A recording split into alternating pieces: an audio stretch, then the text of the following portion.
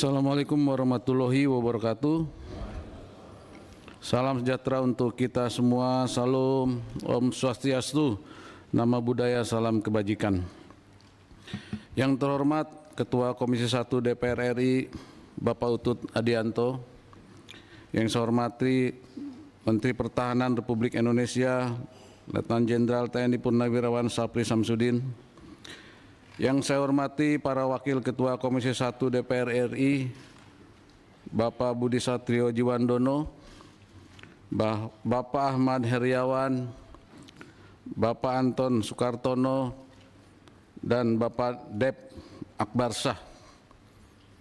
Yang terhormat Wamenhan Masda TNI Purnawirawan Doni Hermawan, yang saya hormati para Ketua Praksi dan Bapak Ibu anggota Komisi 1 DPR RI, yang saya hormati Kepala Staf Angkatan Laut Laksamana TNI Muhammad Ali, yang saya hormati Kepala Staf Angkatan Udara Marsikal TNI Muhammad Tony Haryono, yang saya hormati Wakasat Letnan Jenderal TNI Tandio Budi Revita, dan seluruh perwira yang hadir dan peserta rapat yang berbahagia.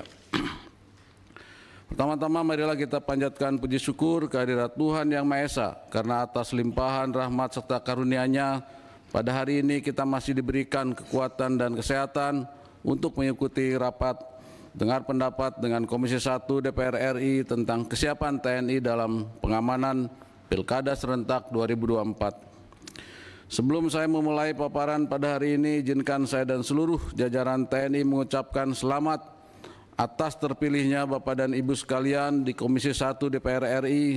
Semoga dengan terpilihnya Bapak dan Ibu, kemitraan antara TNI dengan DPR RI semakin meningkat agar TNI tetap dapat melaksanakan tugas pokoknya untuk melindungi kedaulatan bangsa dan negara Republik Indonesia. Pada kesempatan ini pula saya selaku Panglima TNI tetap berkomitmen untuk mendukung seluruh program kerja Komisi 1 DPR RI periode 2024-2029. Para peserta rapat yang saya hormati, tugas pokok TNI sebagaimana diamanatkan dalam pasal 7 ayat 2 Undang-Undang Nomor 34 Tahun 2004 tentang TNI dinyatakan berupa operasi militer untuk perang dan 14 operasi militer selain perang. Dalam OMSP, tugas TNI diantaranya yaitu membantu tugas pemerintahan di daerah dan membantu Polri dalam rangka tugas Kamtibmas.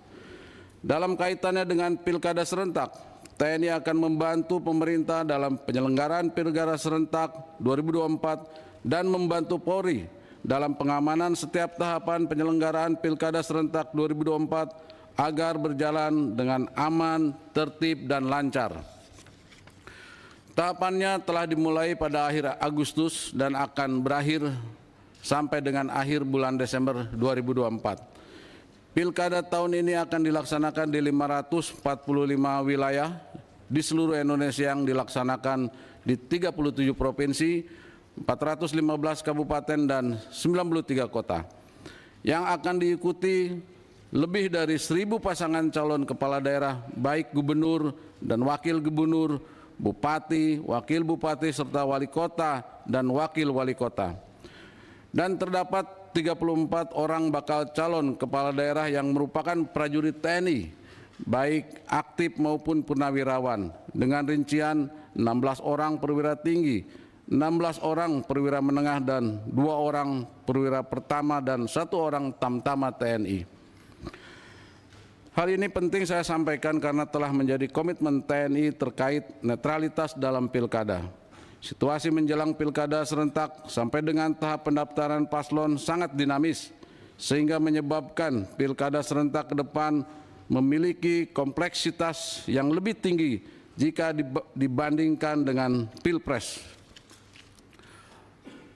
Guna mengantisipasi kemungkinan potensi kerawanan dalam Pilkada tahun ini, maka TNI telah melaksanakan koordinasi dengan Bawaslu untuk bersama-sama menganalisis potensi kerawanan yang akan dihadapi oleh KPU maupun Bawaslu yang perlu mendapat perhatian bagi TNI. Dari catatan Sintel TNI, TNI akan dan telah memetakan provinsi-provinsi yang memiliki tingkat kerawanan mulai dari tinggi sampai dengan sedang. Pada tingkat kerawanan tinggi terdapat 4 provinsi, tingkat kerawanan sedang ada 23 provinsi, dan tingkat kerawanan rendah di 10 provinsi.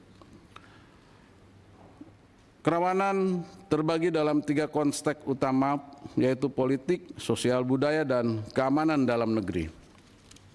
Pada konteks politik, persaingan antar pasangan calon berpotensi memicu konflik, terutama jika terdapat saling serang antar pendukung.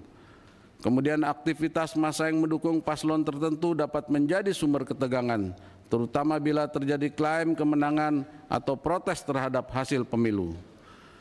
Kemudian faktor pemicu konfliknya adalah pengumuman hasil pilkada yang tidak sesuai prediksi, elektabilitas paslon, kemudian ketidakpuasan para pendukung terhadap hasil pilkada yang seringkali menjadi sumber protes besar-besaran. Pada konteks sosial budaya, medan yang sulit dan terbatasnya sarana transportasi dapat menghambat distribusi logistik pilkada, memunculkan ketegangan di masyarakat. Pada faktor pemicu konfliknya adalah terbatasnya sarana angkutan dan medan yang sulit dalam mendistribusikan logistik pilkada. Kendala ini dapat memicu ketidakpuasan masyarakat yang merasa hak suara mereka terancam.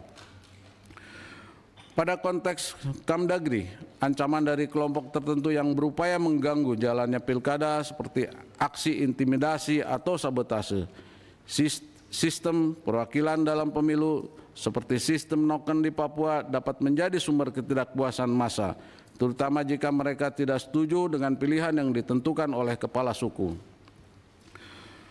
Faktor pemicu konfliknya adalah aksi kelompok tertentu yang bertujuan mengganggu pelaksanaan pilkada, ketidaksetujuan massa terhadap pilihan paslon yang ditentukan oleh kepala suku memicu konflik horizontal di tingkat lokal.